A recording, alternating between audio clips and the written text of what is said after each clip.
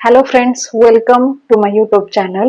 आपण काय स्टार्ट केलं होतं, टाइप्स ऑफ केमिकल बॉन्ड्स, आणि त्याच्यात सांगितलं होतं 5 टाइपचे बॉन्ड्स असतात. पहिला असतो आयोनिक बॉन्ड, दुसरा असतो कोव्हलंट बॉन्ड, तिसरा कोऑर्डिनेट बॉन्ड, चौथा मेटॅलिक बॉन्ड आणि लास्ट आहे हायड्रोजन बॉन्ड. आणि आपण आज स्टार्ट काय करतोय, ionic bond.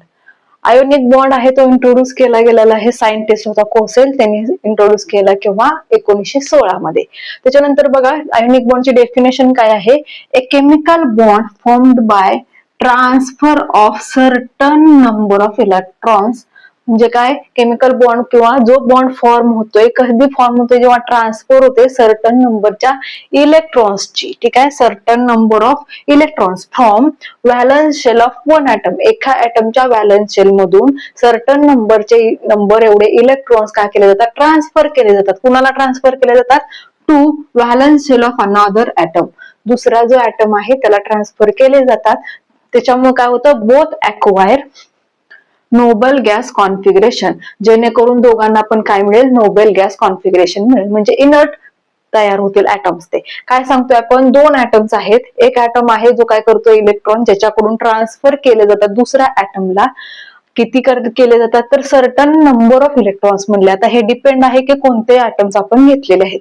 Certain number of electrons जेव्हा एखाद्या ऍटमच्या व्हॅलन्स शेल मधून दुसऱ्या ऍटमच्या व्हॅलन्स शेल मध्ये ट्रान्सफर केले जातात, तेव्हा जो बॉन्ड फॉर्म होतो, जो केमिकल बॉन्ड फॉर्म होतो, त्याला आपण काय म्हणतोय, आयोनिक बॉन्ड. आता हा आयोनिक बॉन्ड फॉर्म होताना काय सांगितलं आपण, लास्टला काय होत ते नोबेल गॅस कॉन्फिगरेशन त्या दोन्ही ऍटम्सना मिळते. पुढची डेफिनेशन बघा काय आहे. It is the inter ionic electrostatic force of attraction develop due to transfer of electrons from one atom to another.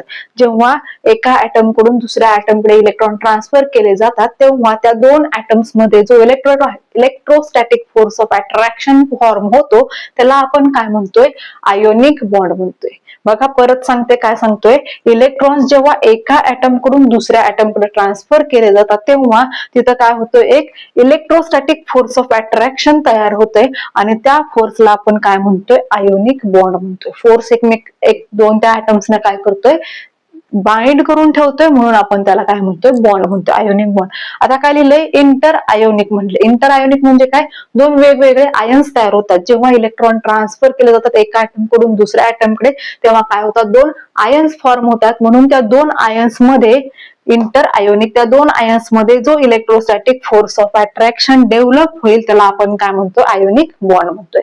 पुढची डेफिनेशन बघा. It is the electrostatic force of attraction between oppositely charged ions. आता परत तेच सांगितलंय, electrostatic force of attraction आहे between. इथं काय म्हणलं होतं आपण, इंटर आयोनिक म्हणलं होतं. दोन वेगवेगळे आयन्स तयार होतील, त्याच्यामधला इलेक्ट्रोस्टॅटिक फोर्स ऑफ अट्रॅक्शन म्हणलेलं. इथं काय सांगतोय आपण, इलेक्ट्रोस्टॅटिक फोर्स ऑफ अट्रॅक्शन आहे, पण कशामधला आहे, अपोजिटली चार्ज आयन्स मधला आहे.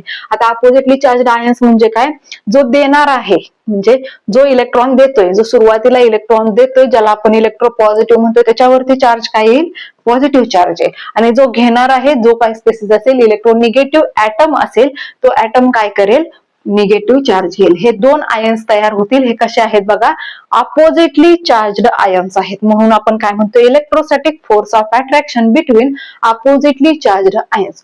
जो ऍटम असेल ज्याला इलेक्ट्रोपॉझिटिव्ह नेचर आहे, म्हणजे जो इलेक्ट्रोपॉझिटिव्ह नेचर दाखवतो, तो काय करतो, स्वतःवरती पॉझिटिव्ह चार्ज घेण्याचा प्रयत्न करत असतो. मग असा जो असेल, तो काय करतो, इलेक्ट्रॉन दुसऱ्यांना देतो.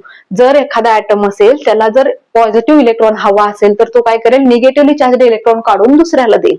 आणि जो ऍटम आहे, जो इलेक्ट्रॉन ऍक्सेप्ट करतोय, निगेटिव्ह चार्ज घेतोय, त्याच्यावरती चार्ज कसा येईल, निगेटिव्ह चार्ज येईल. देणाऱ्यावरती पॉझिटिव्ह चार्ज, घेणाऱ्यावरती निगेटिव्ह चार्ज.